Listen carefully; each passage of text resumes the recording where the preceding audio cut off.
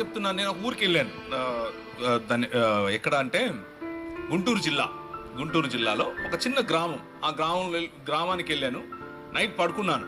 బాగా లేట్ అయిపోయింది meeting late అయిపోయిన తర్వాత మనోళ్ళు రావడమే 9:30 10కి వస్తారు.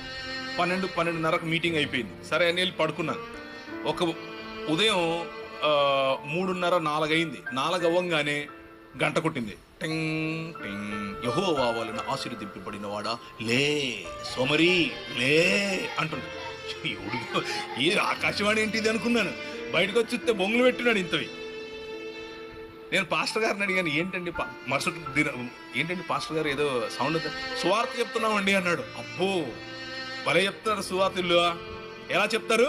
నిద్రపోయేవాడిని కెలికి లేపి సువార్తనా? అది సువార్తగా. దానివల్ల మనం చెప్పే మెసేజ్కు విసుగొస్తుంది. ప్రజలకు విసుగు రాకుండా చేయాలి. ఆ శుక్రవారం పూట మసీదుకి వెళ్ళి ఒకడు వారికున్న నిష్టలో, వారికున్నటువంటి భక్తిలో, వారికున్నటువంటి దైవభీతిలో మసీదుకి వెళ్ళి వస్తున్నారు. నువ్వు ఆ మసీదు కాన్ని నిలబడుకొని అస్సలాము అలైకుం సాహబ్ ఏలో అని చెప్పి వాడికి ఇచ్చావనుకో, ఏమంటాడు? 4 వేస్తాడు. ఎందుకేడు అంటే మనకు ఒక కామన్ సెన్స్ ఉండాలి.